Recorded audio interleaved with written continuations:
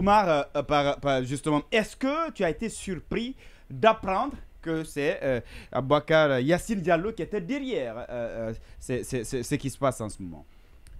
Bon, surpris, je dirais pas trop surpris parce que déjà, il faut rappeler que parmi les institutions, comme ils l'ont dit, les institutions qui ont été rétablies après le coup d'État, c'est bien sûr la HAC qui a été reconduite. Et Yassine, ça a été un exemple illustratif de quelqu'un qui a occupé un certain nombre de responsabilités, qui était devenu une source d'inspiration pour beaucoup de personnes durant sa vie. Mais au crépuscule de sa carrière, comme l'a rappelé Condé, c'est ici qu'on a tendance à voir les choses s'assombrir pour lui. Parce qu'aujourd'hui, ce comportement n'est pas inspirant. Mais quelqu'un qui a été ancien ministre, il a été au niveau de beaucoup d'institutions pour la défense des droits de liberté de la presse. Ouais. Et aujourd'hui, qui se comporte comme ça, c'est très dommage. On peut dire que la décision ne vient pas de lui. Mais c'est lui qui incarne la décision aujourd'hui, c'est lui qui applique parce que c'est sa signature. C'est sa signature. Ouais. Non, écoute, il a signé. Il a signé sur espace. Oui, il a reçu des injonctions quelque part. Mais ce que je sais qui est plus déplorable dans cette situation, c'est le fait que Yassine... Avec tout le respect que j'ai pour Oumar, s'il peut me permettre une intrusion pour mettre en clarté la position des téléspectateurs, en fait, il ne peut pas recevoir des ordres par son institution.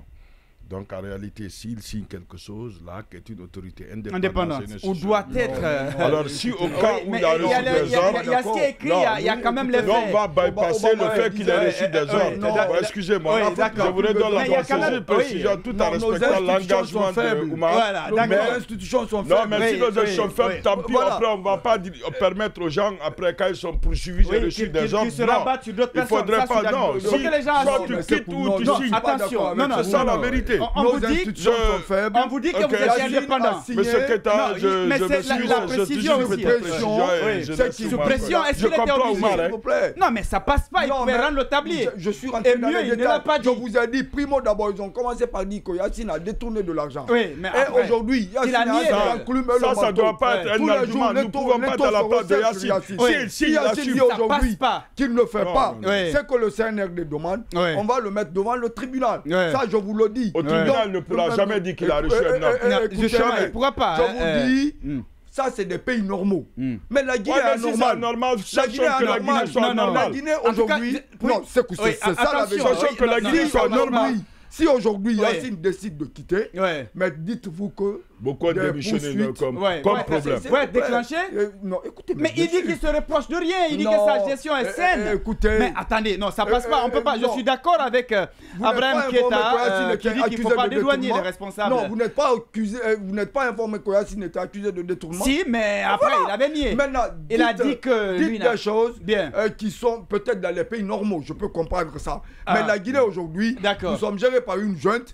Et cette junte là, nous savons l'esprit, c'est-à-dire l'idée qu'elle est là. D'accord, alors on va laisser Omar quand même continuer. Omar, vas-y, d'accord. Je veux juste faire la précision. D'accord, je le comprends quand même. Vas-y, allez-y. Alors voilà, si vous permettez, je disais tout de suite qu'il peut recevoir des injonctions ou que la décision est venue d'ailleurs parce qu'il relève lui aussi d'un département, il relève d'une autorité. Et vous savez, il a été rétabli, cette institution a été rétablie. Elle n'était pas la seule institution censée être rétablie parce qu'il y a beaucoup d'autres services qui n'ont pas été rétablis malgré que les gens ont demandé. Mais est-ce qu'au début ce n'était pas un piège pour la presse? Parce qu'on a rétabli non seulement la presse pour que la presse soit accommodante et aussi on a donné une maison de la presse à la presse et on a parlé de synergie, on a parlé de fonds, on a parlé de subventions et autres. Et jusqu'à ce que la presse dérange. Quand la presse va commencer à dire ce qu'ils ne veulent pas entendre et c'est là-bas le hic. Ce qui, moi, comme je le disais tantôt, ce qui m'a beaucoup plus touché et qui est déplorable dans cette situation, tous ceux qui sont de la HAC, ce sont des journalistes, ce sont des gens de la presse. Comment se fait-il que ces gens-là puissent se retrouver statués sans pourtant appeler au ne serait-ce que les premiers responsables de chaque groupe de médias? Et j'ai écouté la dernière fois le directeur Khalil.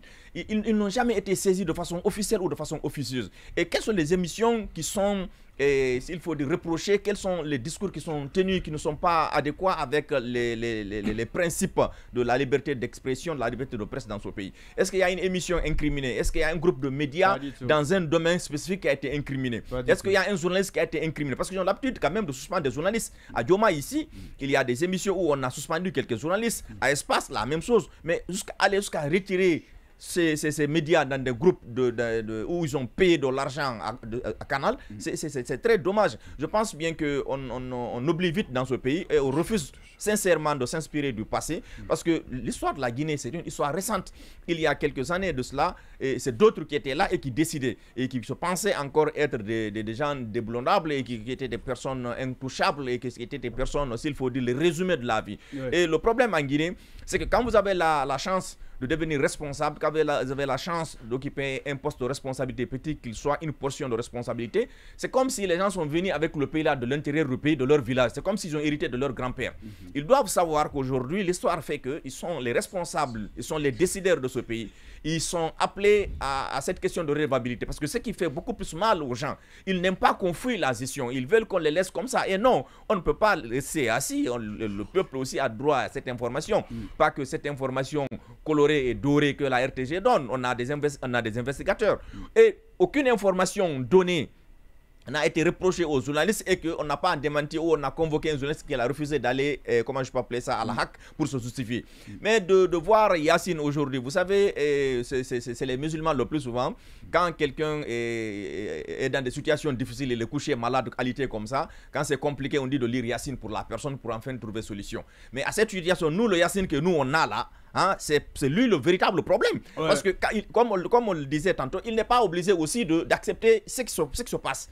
Il a rappelé la dernière fois dans un média de la place, dans une émission, où il a essayé de retracer ça et justifier. Mais ça ne colle pas. Parce que vous ne pouvez pas accepter de renier des valeurs, des principes pour lesquels vous vous êtes engagé et aujourd'hui chercher à justifier ça. C'est des militaires qui sont au pouvoir. D'abord, vous ne devrez même pas accepter certaines injonctions en ce qui concerne la presse. Si ces gens-là, lui, il devrait être le premier partenaire et le premier défenseur de nous, les médias. S'il y a un problème, qu'il essaie de convoquer, il peut au moins appeler les groupes d'associations de presse pour leur dire voici ce qu'il faut, voici ce qu'il ne faut pas, parce qu'il y a des journalistes qui se comportent comme ça, parce qu'il y a des médias qui se comportent comme ça. Est-ce qu'on a des informations qu'ils contestent? Est-ce qu'on a des débats auxquels ils ne se retrouvent pas? Est-ce qu'on insulte? Est-ce qu'on fait des comportements?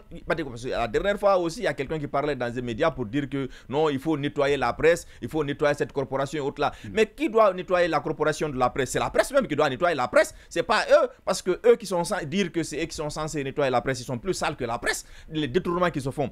Quand quelqu'un qui gouverne, il fait un rapport et justifie qu'il a détourné de l'argent pendant son régime et que ça ne sanctionne pas, ça c'est pas la presse, c'est pas la faute de la presse. Et la presse a dénoncé des détournements ici qui se sont avérés. Ça n'a pas sanctionné. Et aujourd'hui, on prend tout le problème, on remet sur la presse parce que il y a des non-dits dans cette situation. Vous comprenez? C'est soit le président de la République aujourd'hui, soit on ne le conseille pas ou on le conseille mal, soit il n'écoute pas les conseils. Sinon, on dit les conseils ne conseillent pas, c'est les conséquences qui vont conseiller. Les conséquences de refuser de faire ce qui doit se faire, c'est là-bas ils vont comprendre. Parce que cette situation ne va pas continuer. La Guinée ne va pas continuer à vivre ces crises de crise en crise. Ils ont dit qu'ils ont fait le coup d'État. C'est parce qu'il y avait ça, il y avait ça.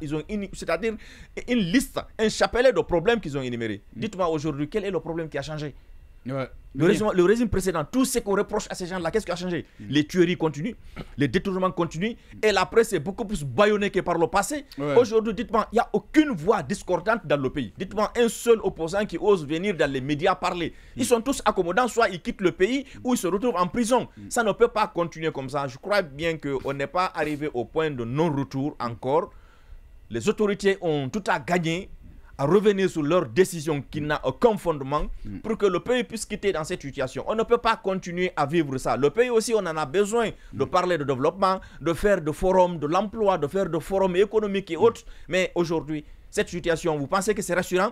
S'il y a un Sénégalais ou un Ivoirien qui veut venir ouvrir un média ici, il peut venir, il ne pourra pas venir. S'il y a un Français qui veut venir investir en Guinée, ça ne peut pas donner. Quand un Guinéen même se dégourdit, comme l'a fait Bill Gates, pour ouvrir un empire médiatique comme Dioma, il se retrouve après en prison. Et plus loin encore, on retire ce média dans un service qu'il a souscrit, qui est Canal. Vous pensez que ça rassure les autres pour venir investir dans ce pays? Non, ils pensent qu'ils sont en train de faire du bien à la nation, mais ils sont en train de causer du mal plus que ce qu'eux ils pensent. Parce qu'aujourd'hui, il y a un côté économique qui va forcément impacter. Quand les médias là vont fermer, c'est combien de milliers d'emplois qui vont partir? Et chacun qui est employé ici a un emploi à la maison, soit une bonne, soit une visile. Et quand tu perds ton emploi ici, c'est que la bonne va quitter, le visile va quitter, le floriste va quitter, le chauffeur. Ta femme ne peut pas. On a vu des hommes qui ont perdu leur emploi ici. Vous l'avez en privé.